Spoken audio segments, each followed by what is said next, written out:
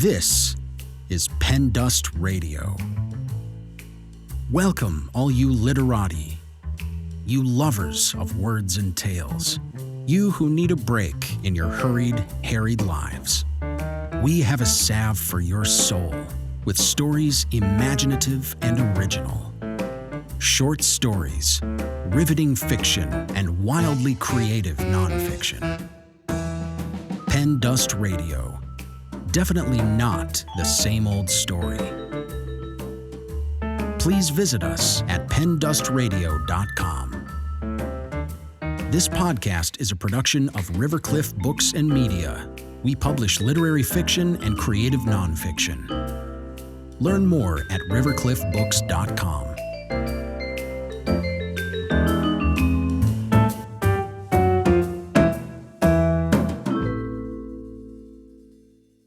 Adrian's Affinity is a lush and lyrical story about a sensitive and intelligent boy with a special affinity. He can attract birds. It's not a power because he can't control it. And it's not an ability he wants, as it makes others, even his own mother, suspicious of him. Both a bittersweet coming-of-age tale and a haunting mystery, this compelling and original story reminds us that we are all shaped by beautiful and mysterious forces as we struggle to fit in and understand ourselves. Deya Bhattacharya is a freelance writer and former business development manager from Bangalore, India. She started writing fiction during the COVID-19 lockdown. Adrian's Affinity, written by Deya Bhattacharya, read by Siphon Williams and A.J. Ferraro.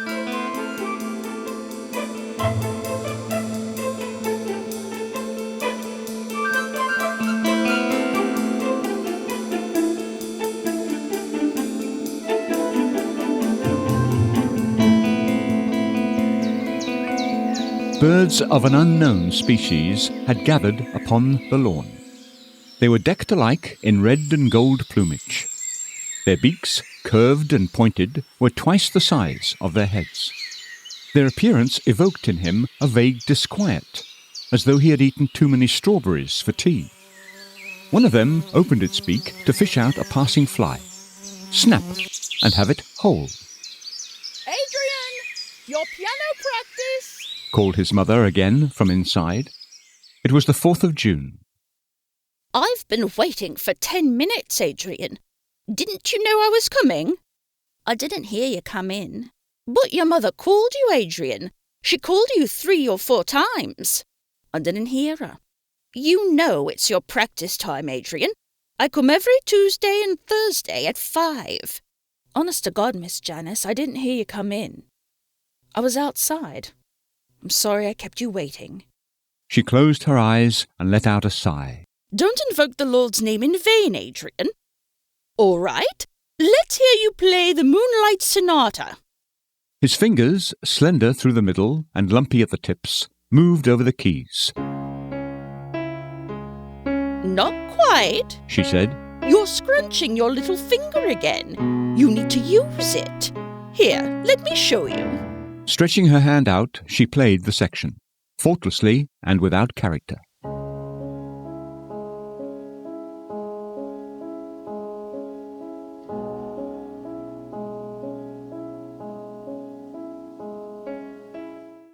Try just these 4 bars, Adrian. I showed you how to do them last time. Try again. 1, 2, 3, 1, 2, 3. He could see his mother watching out of the corner of his eye, framed in the doorway like a blurred movie. She was wearing the yellow dress that always made her look thinner, bonier. Out of deference for her, he paid a little more attention and played the next 16 bars without faltering. That's good, Adrian. That's very good, said Miss Janice approvingly. He withdrew his hands and wiped them on his trouser thighs. When he turned back, the doorway was empty. I used to listen to your mother's version of this all the time, Miss Janice was saying. It was part of a volume of short pieces. Chopin, Liszt, Debussy, Beethoven, Rachmaninoff. Oh, how her fingers moved, light as air. She was one of the reasons I started playing myself. Her eyes were bright, almost misty. She looked at Adrian and smiled. Who would have thought I'd end up teaching her son one day?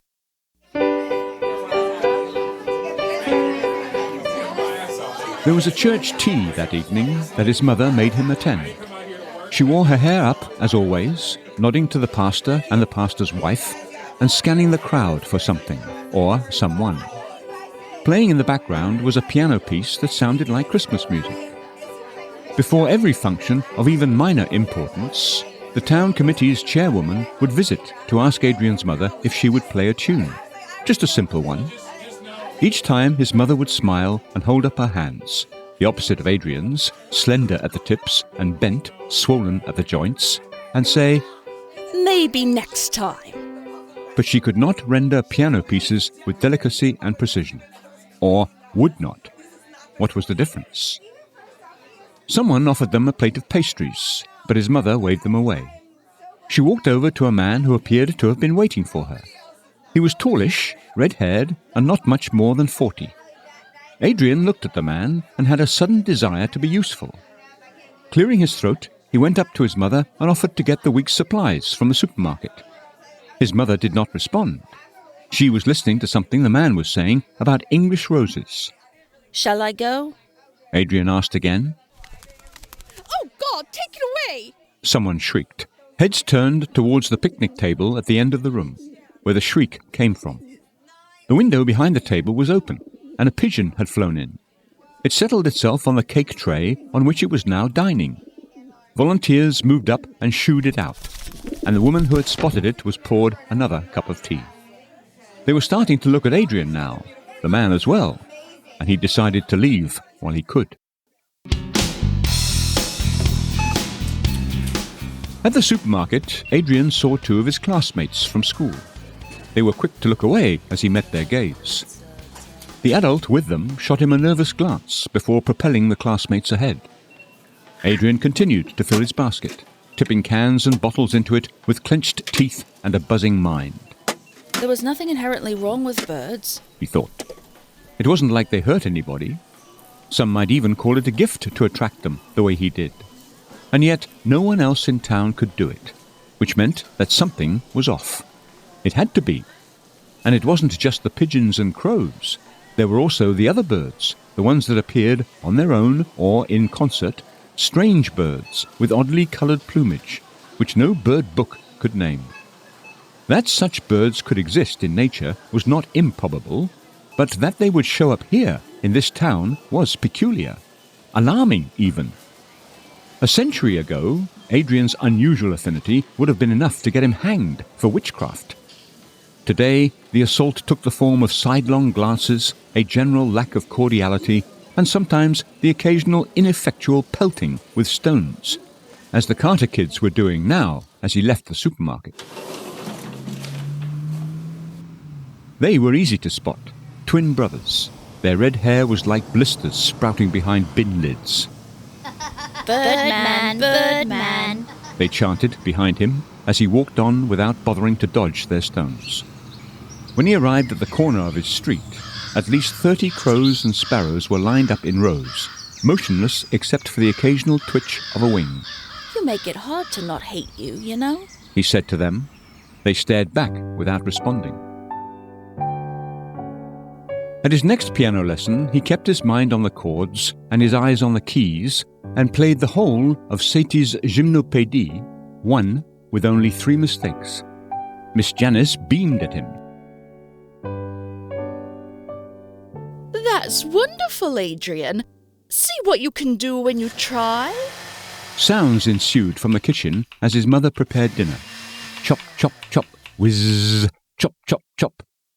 Miss Janice was rummaging through the cloth bag she always carried, lumpy with things she never took out. Her dress was high-collared and smocked at the sleeves, vicar-like in its tight blackness. On practice days she either wore this one or the paisley dress with the puffed sleeves. Elsewhere she wore jeans. Would you play me something, Miss Janice? She looked up at him, the flush of pleasure evident on her face. At the piano she kept her fingers hovering for a good few minutes before coming down forcefully on a minor chord. There was a pause, and then she launched into something that seemed to lack rhythm and motif entirely.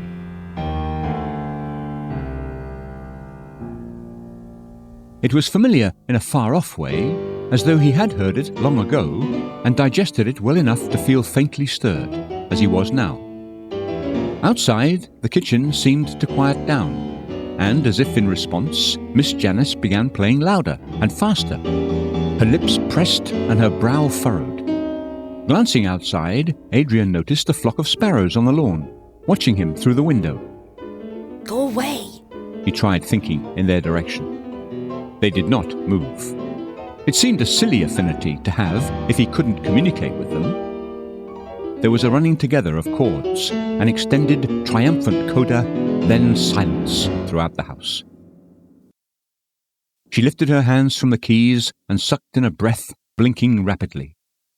The blender began whizzing at top speed, and she exhaled, a shadow contorting her face but disappearing almost at once as she turned expectantly towards Adrian. I loved it, he said on cue. It was only after she left that he recognized the piece as Liszt's Piano Sonata in B minor. He remembered it from the night in London when his mother had played it, tautly and furiously, until the lid came down.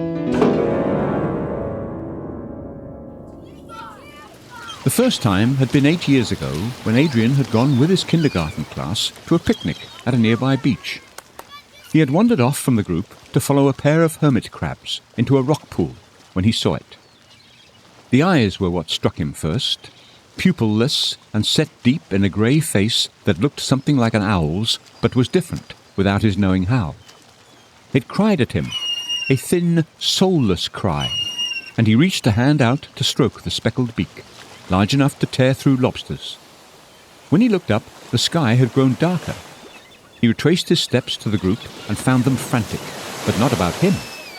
The Raleigh sisters had waded too far out to sea and nearly drowned. They were on the sand now, the teacher wringing her hands and pumping the water out of them by turns. They were saved, but narrowly. The second time had been a year later. He was hiding in a clump of trees at the bottom of the school garden, on the run from a bully.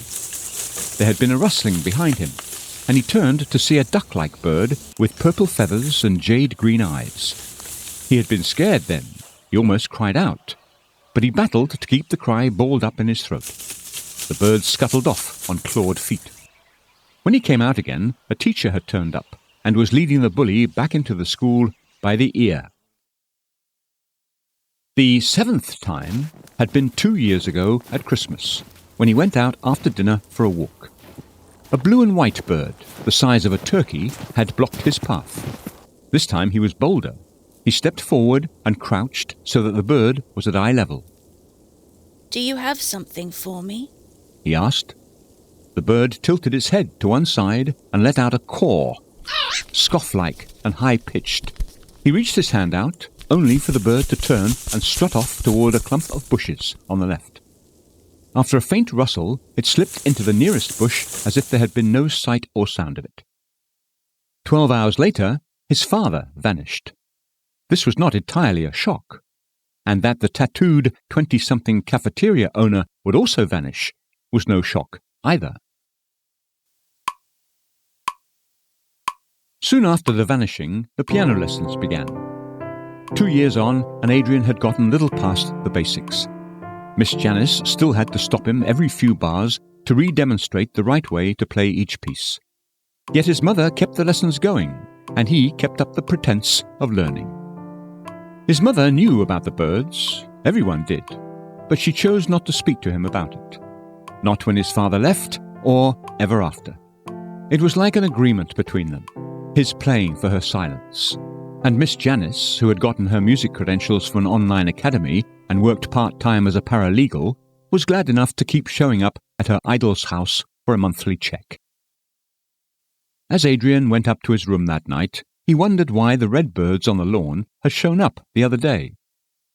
One of his great-aunts in London had been hospitalized 2 nights ago, but she was 80 and asthmatic. Wouldn't she have been hospitalized anyway? The travelling fair was in town. It had been the same since Adrian's mother's school days, undaunted by technology or time. There were the coconut shies, cheap rides, snack stalls and lucky dips. Over by the grilled cheese stand, he saw a tent with a sign that read, "Fortunes Told." He paid his fare and went inside. The woman behind the crystal ball wore her hair in beaded dreadlocks, and her bat-sleeved gown was plastered with gold stars. "You're not a believer, I see," she said as he entered. "Sit down." The crystal ball looked like any ordinary glass sphere and was streaked with dirt.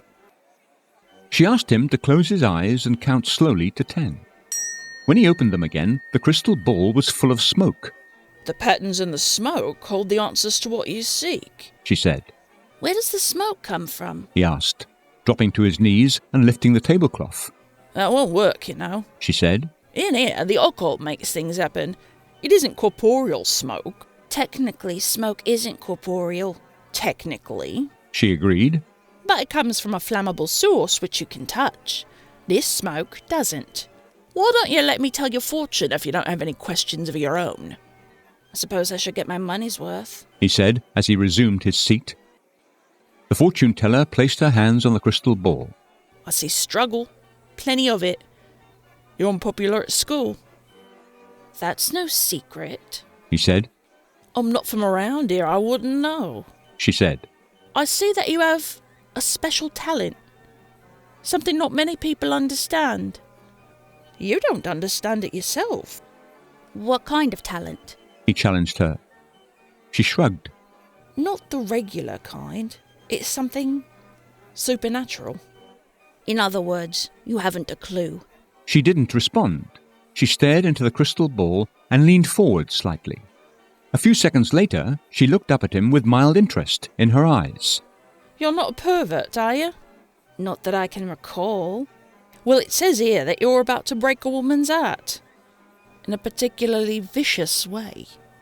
I don't mean to be rude," Adrian said, getting up. "but you didn't tell me anything that I wanted to know." "Perhaps," she said as she drew the curtain apart for him to exit. "but it didn't look as though you knew what you wanted yourself." Adrian spotted her on the street next to his, in the crook of a tree. It was her head that he noticed first, a smooth, golf ball-sized head, the colour of turmeric, and set off by tiny black eyes and a half-open orange beak. Her body was about the size of a crow, but brown and white, and with a long tail. Her left wing was bent painfully in half, the feathers ragged at the edge. He crossed the street and looked up at the bird. She looked back at him with unwavering eyes. He named her Hazel. She learned to respond to him soon enough, hopping to him when he beckoned with a piece of seeded bread or a handful of nuts. He would stand outside the hollow of the cedar tree where she had made a home and called her by her name.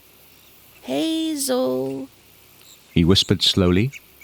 Their eyes locked, the bond between them like a heartbeat. He brought her meals every morning and evening and let her perch along his arm as she pecked at the food. Her orange beak opened and closed with quick, polite little sounds, like the tapping of high heels. By the end of the week, her wing had healed, but she showed no inclination to fly, and he didn't press her. Once she had eaten, he would sit down under the tree and she would hop onto the grass, and they would look at the sky and say nothing.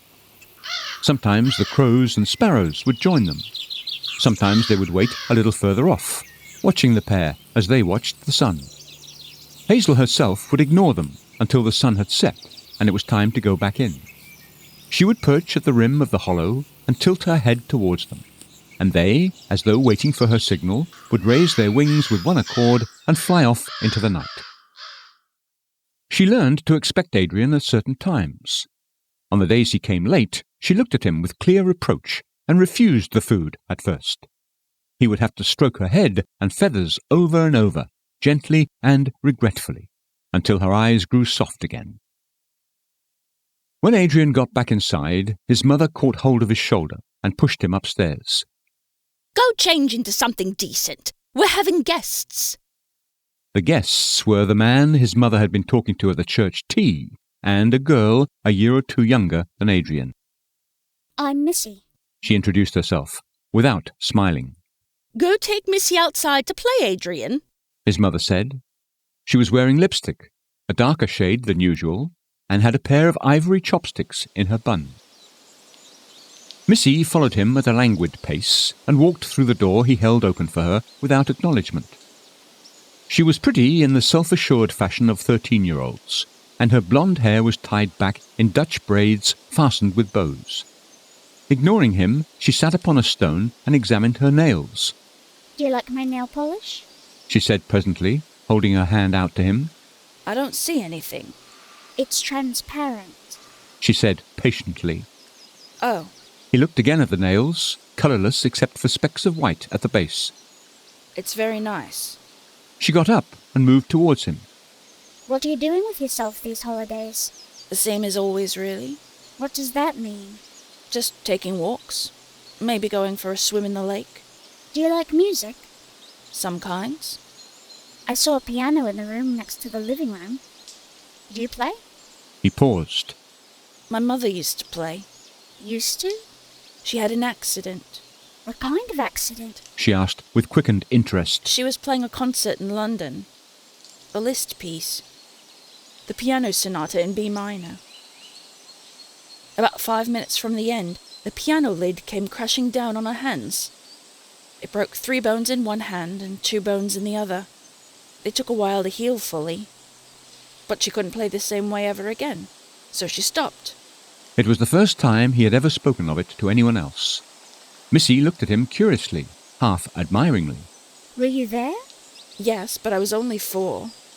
So, who plays the piano now? No one, really. Missy appeared to consider this for a while before shrugging it off. The sun had started to drop. She shifted her weight from one foot to the other and yawned.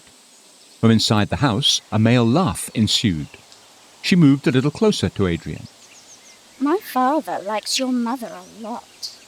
That there was meaning in what she said was evident, yet instinct told him to avoid the bait. He said nothing. He likes her a lot. She repeated, a sly look in her eyes. He said she's got a good mouth. A faint surge of anger rose in Adrian. What the hell are you talking about? She looked at him half pityingly. Don't you ever talk to your mother? About what? The look of pity intensified. Don't you know what they're doing inside? Shut up! He snarled before he could stop himself. Missy scowled. Who are you telling to shut up?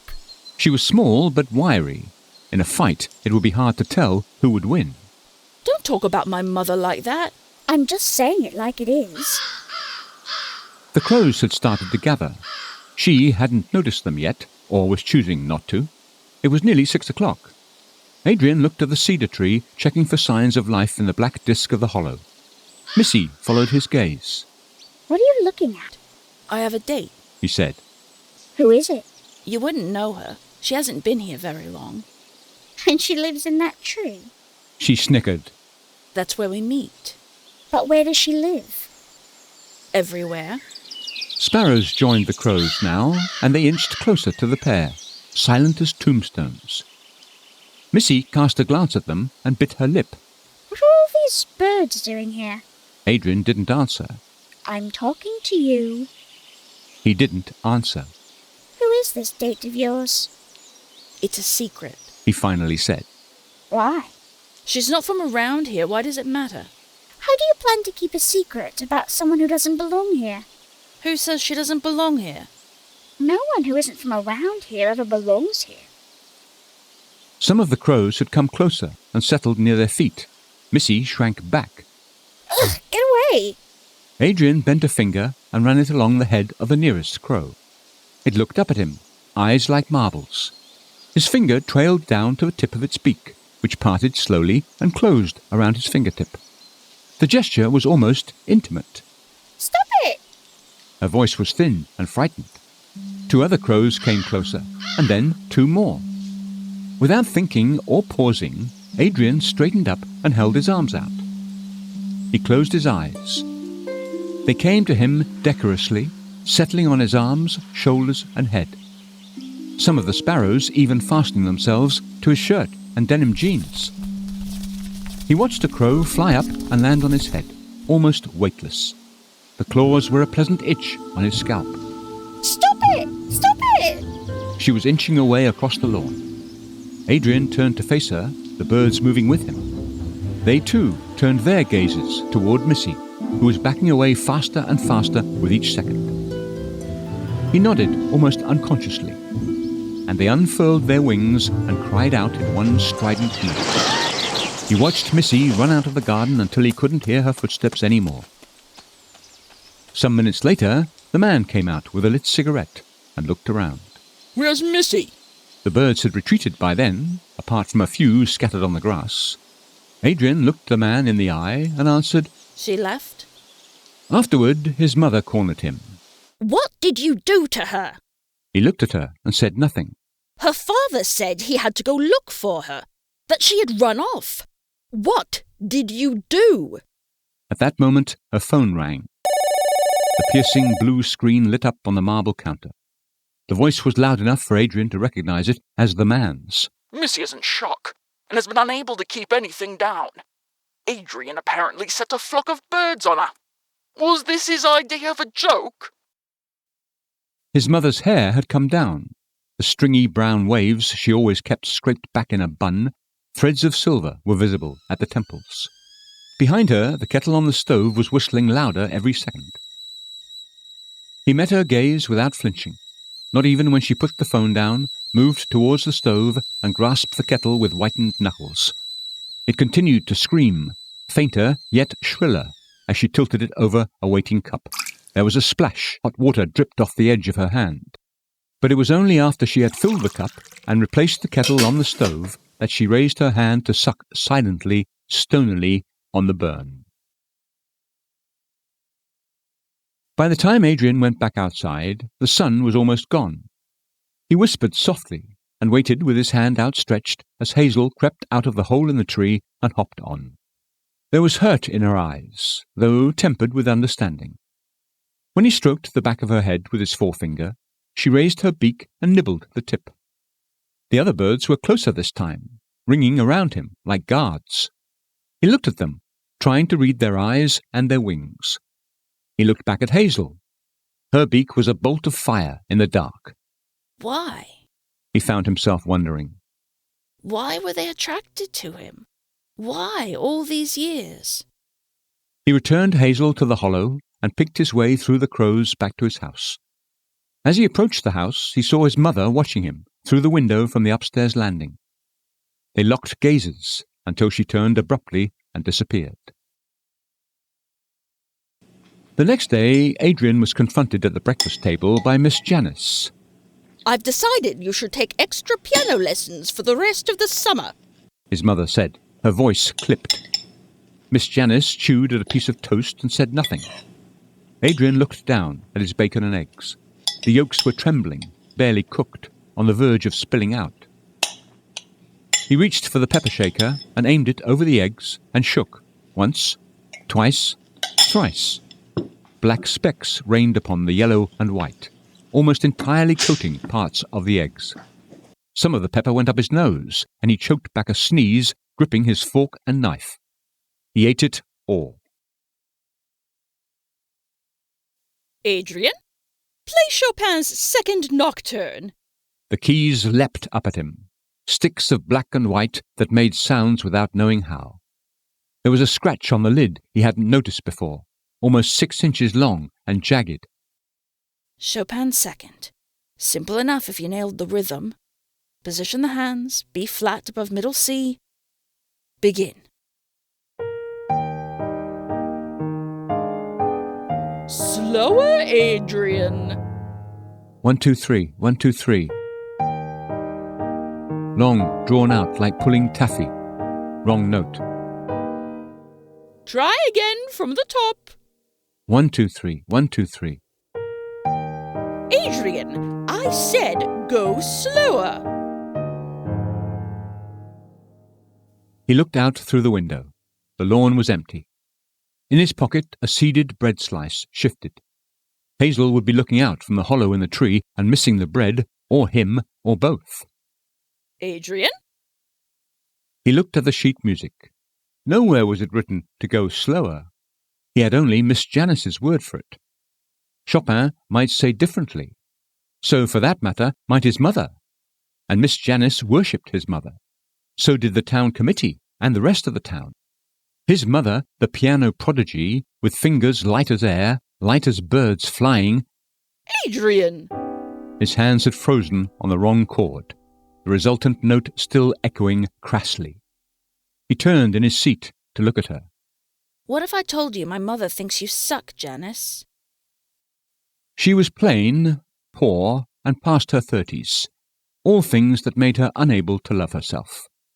She got up without a word and exited the room, her knuckles white from clutching the handle of her cloth bag, drooping with things that would always stay her secret. The front door opened and shut. Rising slowly, Adrian lowered the piano lid and put the book of sheet music away on a high shelf. He stepped through the French doors that opened out into the garden, one hand at the ready in his pocket. He stood at the cedar tree and whispered for Hazel. She did not come out. He wasn't afraid, yet. She could have flapped out and up into the thick of the tree's leaves, just for kicks. He pulled himself up the trunk and sat on the first branch, looking around and above, pushing leaves aside in handfuls to check if her yellow head was hidden behind them. He did the same thing from a higher branch, and then a higher one. The top of the tree was unexpectedly bald. The few leaves were wrinkled and more brown than green. He made his way down, and then up each of the other trees in the yard. He crawled into the south end of the hedge and emerged from the north end, spotted with blood and speckled with drop-sized leaves. Finally, he went into the kitchen and confronted his mother. Where is Hazel? Practice done already, Adrian? She said, without looking at him. She was peeling potatoes by the sink, her fingers working smoothly, almost musically. Where is Hazel? He asked again, louder. She put the knife down and met his eyes. I put it in a box and took it out to the dump. I took a stone and smashed its head in first. It's dead. Are you satisfied? She was not worth responding to. The dump was 2 streets away from theirs in a cul-de-sac between abandoned houses that had long become part of the landscape, blackened over, crumbling and caked with moss. Adrian spotted the box right on top of the heap next to a chocolate wrapper and a dented cola tin. A single feather had fallen just below, brown and white and stippled with black dots.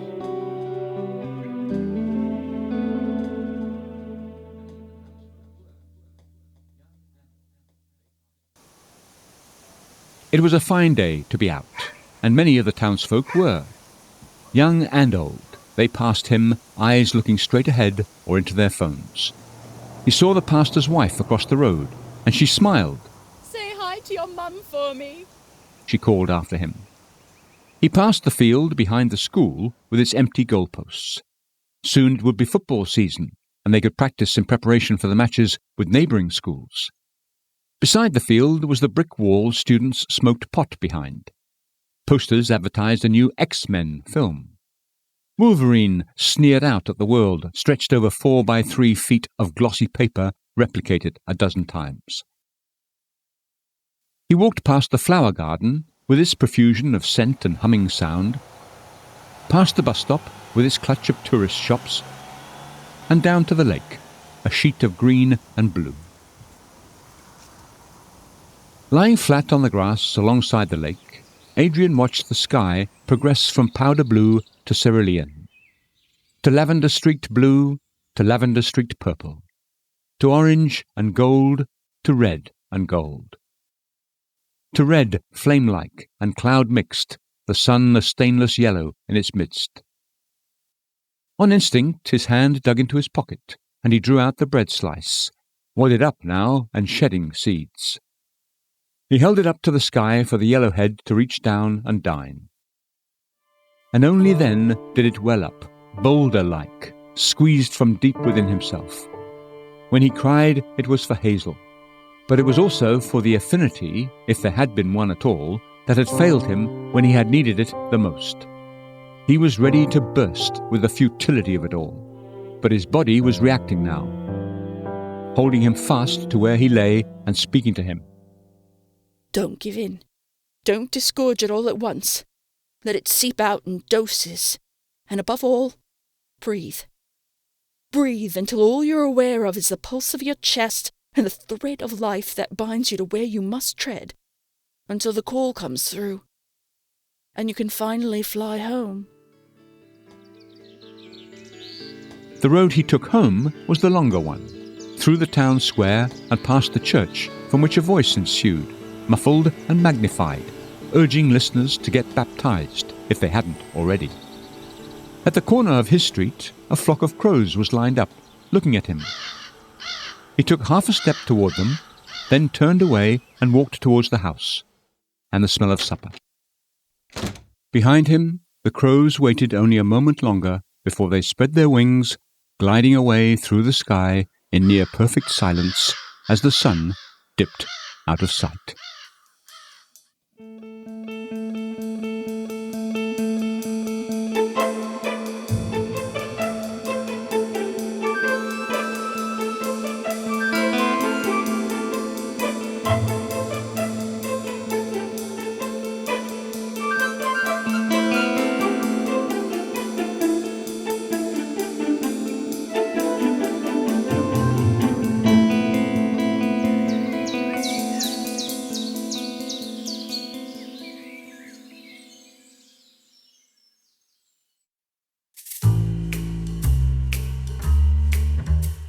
This story is copyright 2021 by Deya Bhattacharya.